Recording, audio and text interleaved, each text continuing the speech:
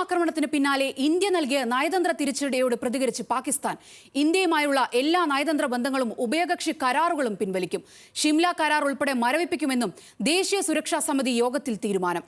ഇസ്ലാമാബാദിലെ Indian high commission ഉദ്യോഗസ്ഥരോട് രാജ്യം വിടാൻ ആവശ്യപ്പെട്ടു. സിന്ധു നദീജല കരാർ റദ്ദാക്കിയ തീരുമാനം യുദ്ധപ്രഖ്യാപനമെന്നും പാകിസ്ഥാൻ വിലയിരുത്തി.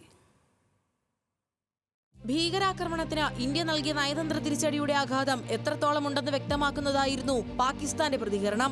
1971 ഇന്ത്യ പാക് യുദ്ധം അവസാനിപ്പിച്ച് ഇരു രാജ്യങ്ങളും ഒപ്പുവെച്ച ഷിംല കരാർ മരവിപ്പിക്കുന്നതായി പാകിസ്ഥാൻ. പ്രധാനമന്ത്രി ഷഹബാസ് ഷെരീഫിന്റെ നേതൃത്വത്തിൽ നടന്ന ദേശീയ സുരക്ഷാ കമ്മിറ്റി യോഗത്തിലാണ് തീരുമാനം. അതിർത്തി നിർണയവും നിയന്ത്രണവും തടവുകാരുടെ കൈമാറ്റവും ഉൾപ്പെടെ ഗൗരവമുള്ള വിഷയങ്ങളിൽ ഇരു രാജ്യങ്ങളും തമ്മിലുള്ള ധാരണയാണ് മരവിപ്പിക്കുന്നത്. ദൂരവ്യാപക പ്രത്യാഘാതമുണ്ടാക്കുന്നതാണ് നടപടി.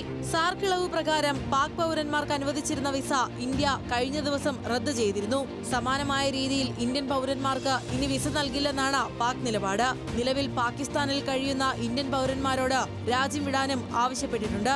വാഗ അതിർത്തി അടയ്ക്കുകയാണെന്നും ഇന്ത്യൻ വിമാനങ്ങൾക്കായി ഇനി പാകിസ്ഥാൻ വ്യോമപാത അനുവദിക്കില്ലെന്നും പാകിസ്ഥാൻ വ്യക്തമാക്കി. നദീജല കരാറിൽ നിന്നുള്ള ഇന്ത്യയുടെ പിന്നോട്ടുപോക്ക് യുദ്ധപ്രഖ്യാപനമെന്നാണ് യോഗത്തിന്റെ വിലയിരുത്തൽ. നയതന്ത്രം അവസാനിപ്പിക്കാനുള്ള തീരുമാനത്തിലേക്ക് പാകിസ്ഥാനെ നയിച്ചതും ഇന്ത്യയുടെ ഈ നടപടിയാണ്. ഇന്ത്യ നൽകിയ നയതന്ത്ര തിരിച്ചടി കുരുക്കായെന്നാണ് പാകിസ്ഥാന്റെ പ്രതികരണം വ്യക്തമാക്കുന്നത്.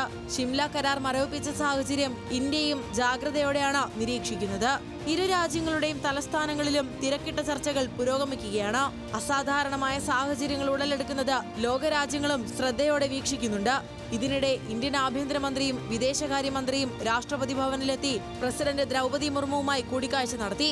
അതിർത്തിയിലെ സ്ഥിതിഗതികൾ ഉൾപ്പെടെ പ്രസിഡന്റുമായി ചർച്ച ചെയ്തുവെന്നാണ് പുറത്തുവരുന്ന report. National desk, news Malayalam.